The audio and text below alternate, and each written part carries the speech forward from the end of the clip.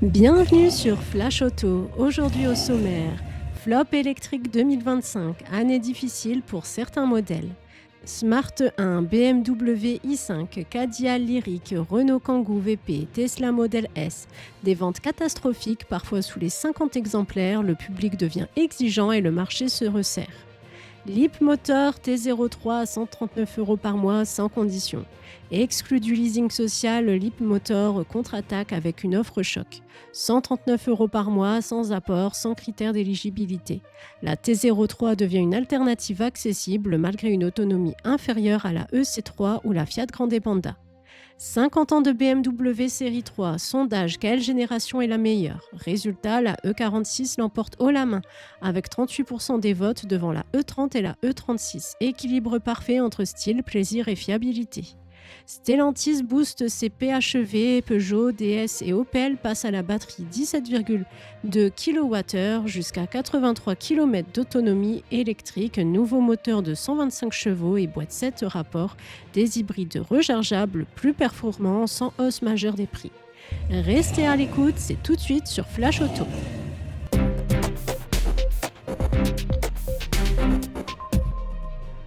Aujourd'hui, on va parler de ce que personne n'aime vraiment admettre dans l'industrie auto, les échecs. On a souvent les yeux rivés sur les stars du marché, Tesla Model Y, Peugeot E208, MG4, mais il y a aussi des modèles qui passent totalement inaperçus, et parfois c'est même catastrophique. Voici donc les plus gros flops des voitures électriques en France au premier semestre 2025 avec des chiffres d'immatriculation à faire grincer des dents. On va tenter de comprendre pourquoi ces modèles n'ont pas du tout trouvé leur public. Smart 1, le crash du renouveau, 164 immatriculations. Smart voulait renaître de ses cendres avec un SUV compact bien fichu, produit en Chine, certes, mais pensé pour l'Europe. Sur le papier, bonne idée. Dans les faits, le public français n'a pas suivi. Le design est clivant, le prix est pas si smart que ça et la marque n'a plus la reconnaissance qu'elle avait avec ses microcars. Résultat, ça tombe à plat. BMW i5, trop de choix, tue le choix. 186 immatriculations et seulement 12 i7. BMW laisse le choix entre thermique hybride ou électrique sur une même plateforme. Et en France, les clients de berline préfèrent le bon vieux thermique. Le i5 est trop cher pour séduire les entreprises et trop discrète pour bousculer les habitudes. Et face à Tesla ou à la EQE de Mercedes, elle manque de sex appeal technologique. Cadillac Lyriq, trop tôt, trop gros, trop américain. 153 exemplaires, le retour de Cadillac en France avec un SUV électrique. Pourquoi pas? Sauf que personne ne l'attendait et surtout pas à ce prix. Image de marque quasi inexistante, réseau de distribution flou, gabarit peu adapté à nos routes. Le Lyriq, c'est un flop prévisible.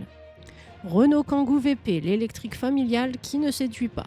113 exemplaires avec version particulière. Le Kangoo électrique se vend bien en utilitaire, mais en version familiale, c'est un four. Moins de 300 km d'autonomie pour plus de 40 000 € pour les familles, c'est niet. L'offre n'est pas compétitive face aux SUV électriques plus stylés ou aux hybrides compacts. Lancia Y, un retour pour rien ? 50 versions électriques pour 454 au total. La nouveau Y reprend la base de la Peugeot 208, bonne plateforme mais le public n'a pas répondu. Trop cher par rapport à une E208, image de marque floue pour les jeunes générations et réseau inexistant. L'électrique ici semble être un prétexte. Tesla Model S et Model X, l'élitisme ne passe plus. 29 Model S, moins 80%, 46 Model X, moins 72%. Même Tesla n'échappe pas à la réalité. Ces modèles pourtant emblématiques sont désormais trop chers, trop gros et quasiment invisibles dans le catalogue français.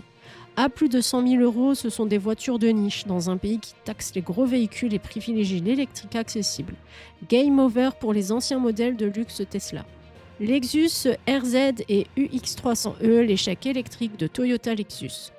22 RZ, 1 UX300e, Lexus pourtant référence en hybride ne parvient pas à convaincre avec ses modèles électriques. Techno daté, faible autonomie, prix premium mal justifié, le UX300e en particulier, c'est un cas d'école. À 50 000 € pour 300 km, c'est voué à l'échec.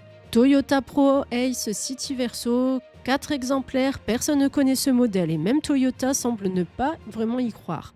C'est un clone du berlingot électrique mais sans marketing, son offre claire pour les particuliers, même Citroën peine à vendre le sien, alors Toyota encore moins.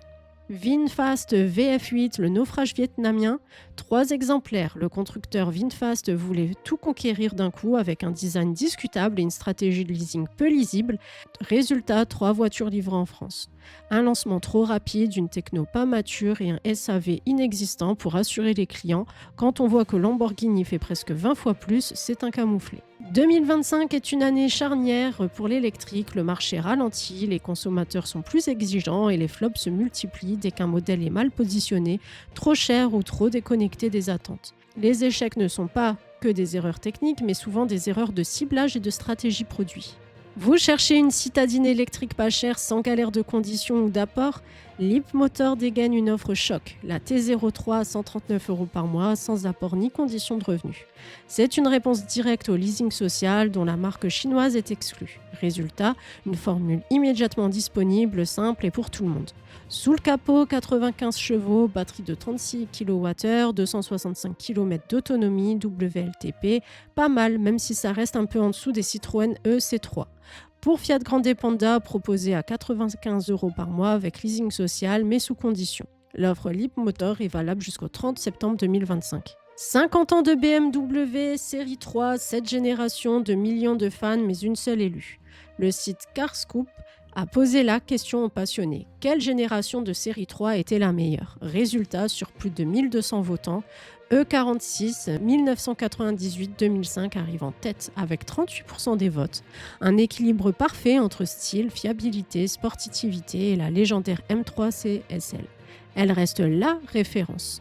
En deuxième place, l'iconique E30 avec 18%, celle de la première M3.